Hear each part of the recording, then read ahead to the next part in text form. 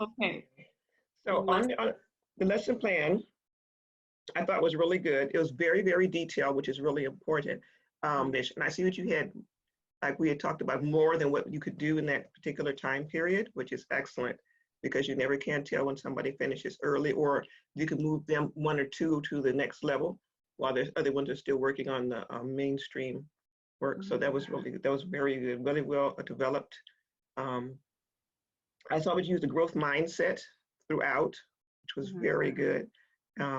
I hope that when I'm looking at your video, I want to see that same energy through that with the students so that I can see that you're still projecting what you have written down. And that also saw, but also on there, some of the things that you have for your different 21st century skills, you have a lot of them that are the, what was it? Critical thinking ones. And you do have more. You didn't label all of them, so I thought that was really good. But you didn't label them that way, but they were critical thinking activities and strategies that you were having the students do. So that was good. Here, creative sequentials text, beginning, middle, and end. They have to really think about, do they have this in order? Does this order lead into the next part of it? And does this next piece actually fall into that? So they have to really think about, are they presenting it in the correct order as beginning, middle, and end? It seemed like a fun activity, but it was a good learning activity because they were able to emulate some of the behaviors that you would see in the classroom, talking out of turn, not paying attention, not staying focused. I saw all those things. Those are all, real classroom situations going on. So that was good. Students, I like how you kept calling everybody by name, getting their attention, using their names when you were speaking with them. So let's go over some of the good things I saw that were going on. Learner development is what we're doing on standard 1. Developmentally appropriate instruction and understanding learning. I put down a 3 for that. You did a really good job overall. Let me touch on those things first, was that your checks for understanding were very good. Having them do the thumbs up, thumbs down. I like that you had some variety with it, giving them when you gave them a color group and having them raise their hand when they were asking to identify, asking who's the red group, who's the blue group, and having them do that. That was really good. And I like that it wasn't the same team each time, that you're giving them opportunities for different types of responses, which is very good, because raising your hand up and down kind of gets you moving just a little bit, but enough to get you, get your attention there. And listening and repeats, those were very good. That's very, very important when learning a second language, is that it's constant, and especially done with the key vocabulary that you need them to have.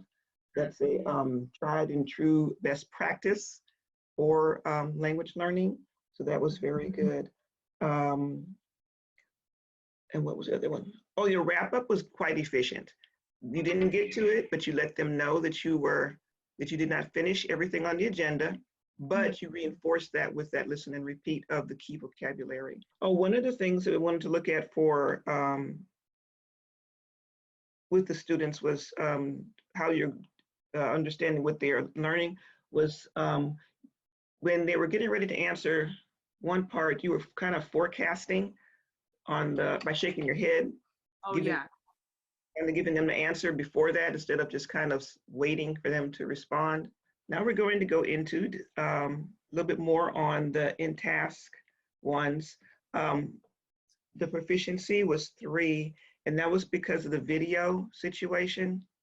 The fast forward was going on while I was watching it, and there's a way to cut it and then restart it and then remove that information in there.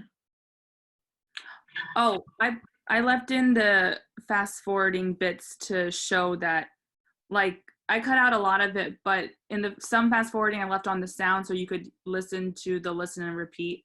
Maybe it was, and then I left in the fast forwarding to show that I was moving around. I think those are like the only 2 bits, because I cut a lot of it Okay. Annotation on the screen. I had one reason I had to keep rewatching it. I think because it was white, or it was not always dark enough for me to read. Because you did a really good job writing the summaries. I really enjoyed watching those. That shows more of your processing and your understanding of why certain things are occurring and why you are behaving in the way that you were and doing what you were doing with the students.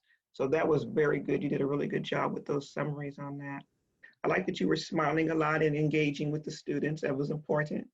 And then when you were approaching them, you weren't, even though they weren't on task, you weren't approaching them in a threatening or behavior that let them know that you were displeased with their behavior, but you were encouraging using growth mindset that they need to get on task and they were capable of doing as they were asked, which was very important there.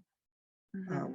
And giving them that opportunity to redirect, asking them, what should you be doing? What are we doing?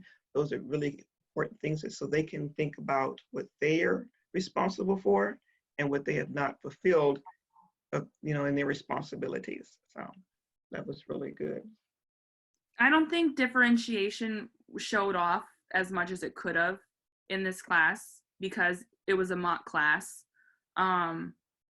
In a reflection point of view, I think I got too carried away with my English speaking friends and I kind of lost the perspective that they're fifth grade ESL students. So my differentiation skills were not tested well enough in this setting.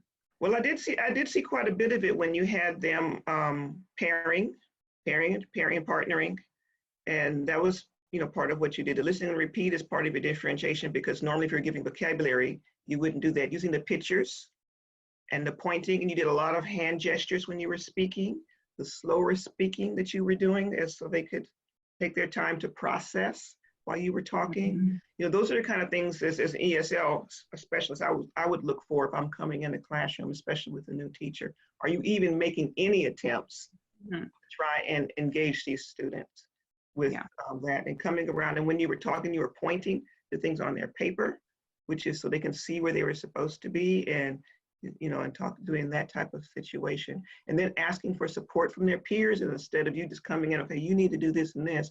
Another critique from this lesson that you just watched, I introduced way too much vocabulary.